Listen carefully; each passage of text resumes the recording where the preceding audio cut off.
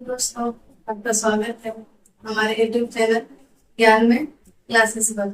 आशा करते हूँ कि आप सब स्वस्थ होंगे और सही से पढ़ाई कर रहे होंगे। ठीक, आज का जो हमारा लेसन होगा वो हमारा होगा अम्ल और क्षार। अम्ल और क्षार यानी बोल सकते हैं मतलब चैप्टर का जो हमारा नाम है, हमारा चैप्टर का नाम है अम्ल, क्षार और लवण, जो कि हमारा 2 क्लास हो चुका है और आज जो हमारा वो हमारा तीसरा क्लास है। इसमें कि हम सब पिछले जो क्लास में पढ़ रहे थे वो हम सब पढ़ रहे थे कि अम्ल व क्षार के रासायनिक गुण। अम्ल और क्षार के रासायनिक गुण कि अम्ल और क्षार किसके सब क्रियाएं करती है और किसके सब क्रियाएं नहीं करती है। ठीक है, तो कल पढ़े थे उसी तरह से आज जो कल कुछ टॉपिक बच गया था तो उसको आज हम सब लेंगे। और आज का भी नाम है अम्ल और क्षार के रासायनिक गुण।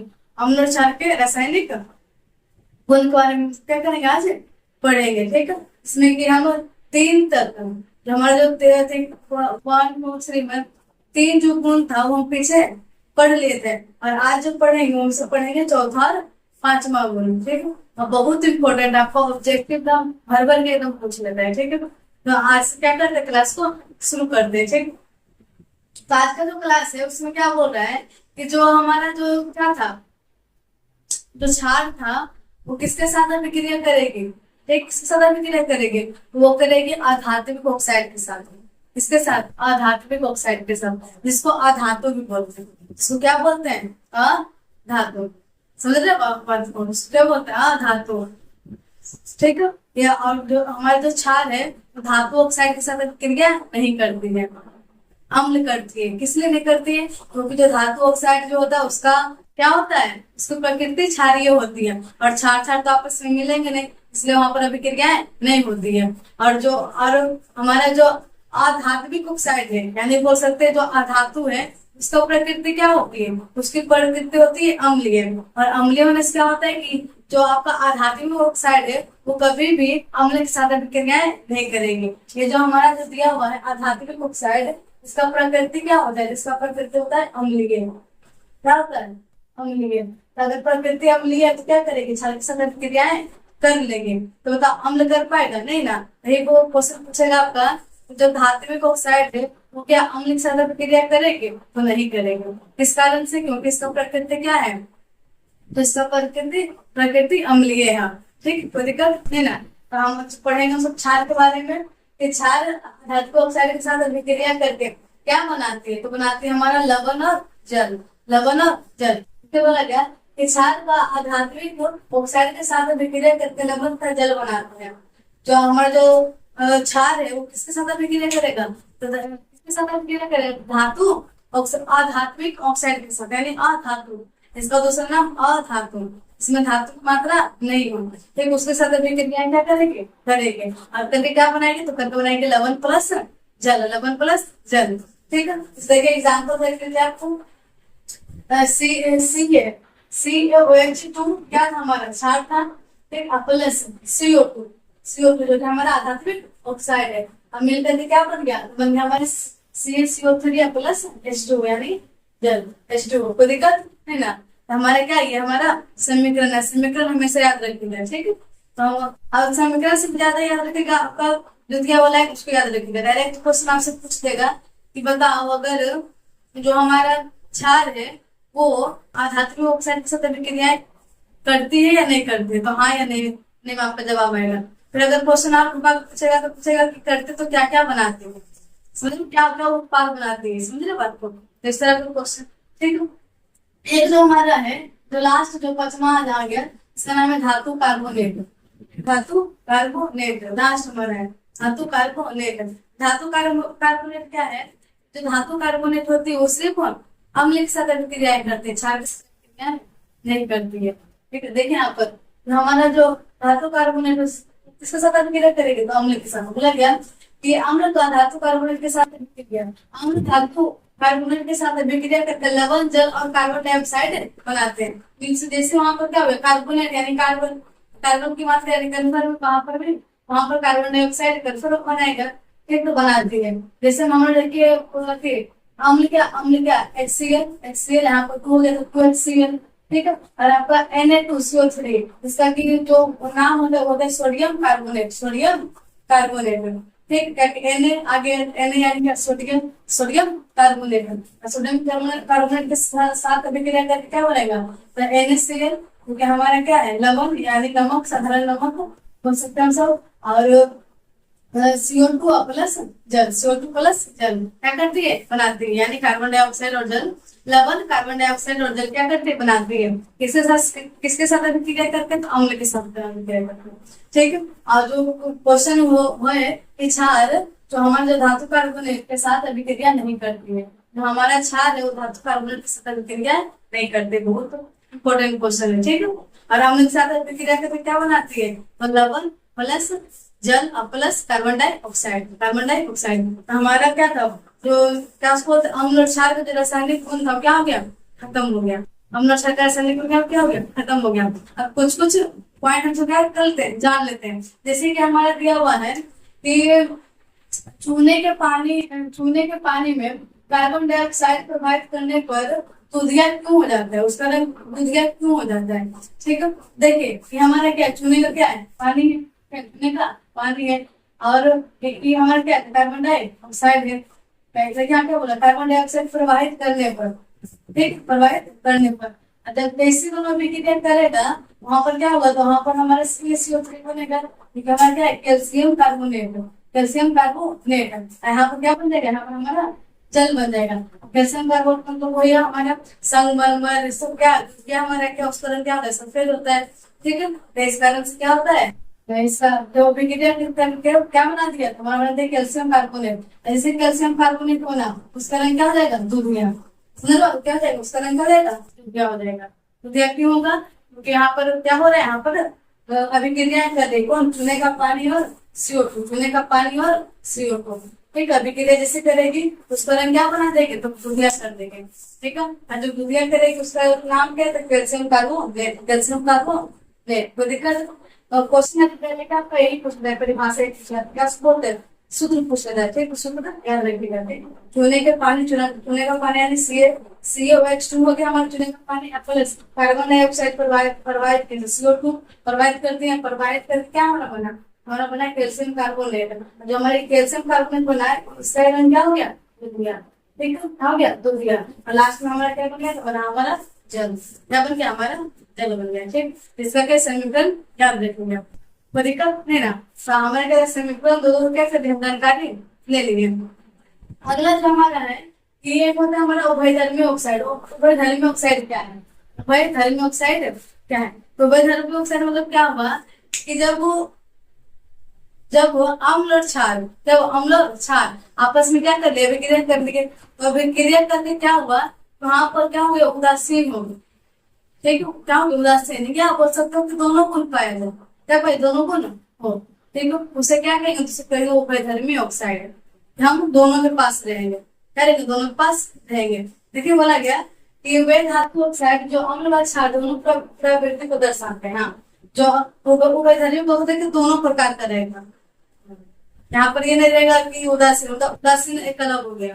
ठीक है, यहाँ पर उभयधर्मी से कहेंगे तो उभयधर्मी ऑक्साइड, उभयधर्मी फिर से कहेंगे इसमें कि दोनों चीज में क्या, दोनों चीज में, ठीक, अम्ल भी और हमारा क्षार भी हो। ठीक है, और दोनों की प्रकृति को क्या करते हैं, दर्शाते हैं। ठीक, अच्छा हमारा क्या है, लिटमस पत्र क्या दर्शाएगा, अम्ल और क्षार को दर्शाएगा, तो क्या क्या होगा, सूचक हो गया। ठीक है, और जैसे हम आपको बोलते हैं HCl, पता है HCl में क्या पाया जाएगा, अम्ल क्षार दोनों बोलिएगा नहीं ना। HCl मतलब क्या, अम्ल, हाइड्रोक्लोरिक अम्ल, समझ रहे बात को। ठीक, तो ये हमारा हुआ। इसी तरह से कि कोई पदार्थ है, कोई अब साबुन, साबुन क्या हमारा क्षार है, तो किसी भी पदार्थ में बस एक गुण आ रहा है। ठीक है, लेकिन अगर वही जो पदार्थ हमारा है उसको दोनों गुण आना शुरू हो, दोनों गुण हो, ठीक है, तो उसको क्या बोलेंगे, उसको बोलेंगे उभयधर्मी ऑक्साइड। ठीक है, जैसे उभयचर जीव के बारे में जानते हो ना, कि जो हमारा जल में भी हो, स्थल पर भी हो, तो उसे उभयधर्मी ऑक्साइड कहते हैं। उभयधर्मी जीव करते हैं, तो उस तरह से उभयधर्मी ऑक्साइड क्या होगा, तो उभयधर्मी ऑक्साइड जिसमें अम्ल और क्षार दोनों की मात्रा क्या हो, दर्शाती है। दोनों के बारे में पता हमको चल रहा है। ठीक, कोई दिक्कत नहीं है, हमारा क्या उभयधर्मी ऑक्साइड हो गई। नेक्स्ट जो हमारा है नोट में दिया हुआ है 3 टॉपिक के बारे में, ठीक, 3 पॉइंट के बारे में। नंबर 1 तनु क्या है, नंबर 2 तनु अति सांद्र क्या है, इसको सांद्रता बोलते हैं, और नंबर 3 तनुकरण क्या है। ठीक है, ये दोनों एकदम बहुत इंपॉर्टेंट है। समझ बात को, तनु सांद्र और हमारे तनु करण, ये क्या है, ये आपका क्या बोलता है, तो यहाँ पर है आपका बिलियन। ठीक है, बिलियन, बिलियन मतलब घोल, बिलियन मतलब घोल। अब घोल किसका होगा, तरल पदार्थ का होगा, किसका होगा, तरल पदार्थ का। तो हमारा क्या होगा, घोल, बिलियन। बोला ये तनु क्या कहता है कि जिस बिलियन में जल की मात्रा अधिक हो उससे क्या कहते हैं। मान लीजिए कि हम कोई घोल बना रहे, ठीक है, इससे शरबत बना रहे, तो शरबत में हम क्या किए कि एक बाल्टी क्या ले लेंगे, पानी ले लेंगे, एक बाल्टी क्या लेंगे, पानी, और उसमें हम 1 कप चीनी डाल देंगे। क्या डाल दिए, 1 कप चीनी डालेंगे। तो 1 कप जब हम चीनी उसमें डालें तो क्या होगा, वो क्या चीज बन गया, वो घोल बन गया, तैयार हो गया, बिलियन तैयार हो गया। ठीक है, तो जब वो घोल जब बन गया, उस घोल में बताइए चीनी का मात्रा अधिक होगा या जल का मात्रा अधिक होगा, तब क्या बोलेगा, जल का मात्रा अधिक होगा। जिस बिलियन में जल की मात्रा क्या हो, अधिक हो, उसे कहेंगे तनु, उसे क्या कहेंगे, तनु। ठीक है, एक हमारा सांद्र है, वो सांद्र मतलब क्या हुआ कि यही प्रक्रिया देखेंगे कि जहां हम 1 बाल्टी पानी ले रहे थे, वहां हम क्या करेंगे, छोटा सा गिलास में क्या लेंगे, पानी ले लेंगे पानी ले लेंगे। अब जो छोटा सा गिलास में जो पानी लिए हैं, और उसमें क्या करेंगे कि हम आधा गिलास उसमें क्या डाल देंगे, आधा गिलास से भी ज्यादा उसमें क्या डाल देंगे, चीनी डाल देंगे। और जब वहां पर जब घोल जब हमारा तैयार हुआ, यहाँ पर क्या हो गया, तो जल की मात्रा क्या हो गई, कम हो गई। जल की मात्रा क्या हो गई, कम हो गई। मात्रा किसका ज्यादा हो गया, तो चीनी का। क्या होता है, कभी कभी हमारा आपका कोई भी जैसे शरबत ले लीजिए, तो क्या होता है, कभी भी ज्यादा मीठा हो जाता है। हम सब बोलते हैं ना, इसमें क्या हो गया, इसमें चीनी की मात्रा ज्यादा हो गई। और किसी चीज में कम मतलब मात्रा फीका होता है, तो उसमें क्या करते हैं, इसमें पानी का मात्रा ज्यादा है। तो इसी तरह से बोला गया कि तनु किसे कहेंगे, जिस बिलियन में जल की मात्रा अधिक मात्रा में जल पाया जाए। ठीक है, उसे क्या करेंगे, उसे तनु करेंगे। सांद्र क्या होता है, तो जिस बिलियन में जल की मात्रा कम होती है। ठीक है, जिस बिलियन में जल की मात्रा क्या हो, कम हो। ऐसा नहीं कि जल की मात्रा हो ही नहीं, जल की मात्रा हो लेकिन मात्रा क्या हो, कम हो, तो उसे क्या कहेंगे, तो उसे हम सांद्र कहेंगे। क्या कहेंगे, सांद्र कहेंगे। एक जो हमारा होता है तनुकरण, करण लगा हुआ है यहाँ बस, तनु तनुकरण, तनुकरण। ये क्या बोला गया, तो बोला गया कि अम्ल और क्षार पर अम्ल और क्षार में जल मिलाने पर प्रति इकाई आयतन के सांद्रता में कमी आ जाती है।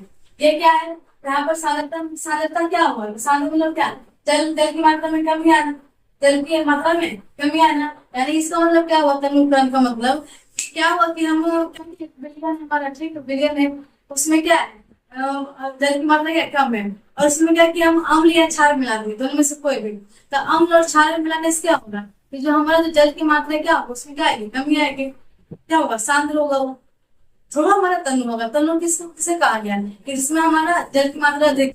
ठीक है, अगर मान लीजिए कि हम 1 गिलास उसमें नींबू मिलाए, ठीक, अब जब हम नींबू मिलाए, 1 नींबू जब मिलाए उसमें, और वो जो हमारा जो पानी था उसमें हम 1 कप और पानी डाल दिए, तो यहाँ पर क्या हो गया, यहाँ पर पानी की मात्रा क्या हो गई, ज्यादा हो गई, तो हमारे तनु में आ जाएगा। ठीक, लेकिन तनुकरण क्या किसे कहा गया, तो तनुकरण उससे कहेंगे कि अगर अम्ल और क्षार को क्या करेंगे, जल में क्या करेंगे, मिलाएंगे। और जल में मिलाने पर क्या होगा कि जो प्रति इकाई जो आयतन है उसमें सांद्र में क्या हो, कमी। तो सांद्र किसे कहा गया, जिसमें कि जल में कमी हो, जल की क्या हो, कमी हो। तो जल की कमी मतलब क्या है कि जो हमारा जो जल था वो पहले क्या बोलते हैं आधा गिलास था, आधा गिलास में क्या किया हम, आधा क्या किया, और हम क्षार या अम्ल डाल दिए। तो क्षार और अम्ल डालने से क्या होगा, उसकी मात्रा में क्या होगी, वृद्धि होगी। तो क्या अम्ल जल का वृद्धि होगा, नहीं ना, वहां पर जो प्रकृति जो हो जाएगा, प्रकृति जो हो जाएगा वो क्या हो जाएगी, अम्ल,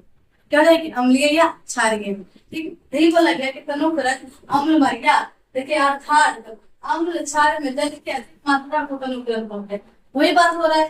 ठीक है, हमारे अब से यहाँ पर हम पानी लिए, ठीक है, इतना हमारा पानी है, ठीक, अब इसमें हम क्या किए, अम्ल डाल दिए, क्या डाल दिए, जब हम अम्ल डाले इसमें, ठीक है, तो क्या हुआ, इसका जो मात्रा क्या होगा, पूरा क्या होगा, अम्लीय। यानी यहाँ पर क्या था, यहाँ पर क्या बोला गया कि सांद्रता में कमी आ जाती है। और सांद्रता किसे कहा गया, इसके जल तो जल की मात्रा कम होना, ठीक। यहाँ पर जल की जो मात्रा थी बताइए कम हुआ कि नहीं हुआ, और हमने क्या बोला ज्यादा होगा। ये बोला गया कि कोई भी विलयन है उसमें अम्ल व क्षार की मात्रा अधिक हो जाना, किससे, जल से।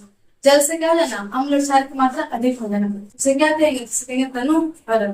तनु क्या है, तनु से कहेंगे कि किसी विलयन में अगर जल की मात्रा अधिक है तो उसे तनु कहेंगे। सांद्र किसे कहेंगे, तो किसी विलयन में जल की मात्रा कम है तो सांद्र कहेंगे। और तनुकरण किसे कहेंगे, कि किसी भी विलयन में अम्ल और क्षार की मात्रा जल से अधिक हो, ठीक है। अम्ल और क्षार की मात्रा क्या हो, जल से अधिक हो, तो हमारा तनुकरण होना जाएगा, ठीक है। कोई दिक्कत नहीं ना। तो हमारा जो टॉपिक था हमारा था क्षार का धात्विक ऑक्साइड क्या, अम्ल के धातु कार्बोनेट के साथ प्रतिक्रिया, और चूने के पानी में कार्बन डाइऑक्साइड प्रोवाइड करने पर उद्योग हो जाता है। उभयधर्मी ऑक्साइड क्या, संग्रह और तनुकरण क्या है, ये सारे टॉपिक क्या कि हम अच्छे से करके जानकारी हम ले लिए, ठीक है।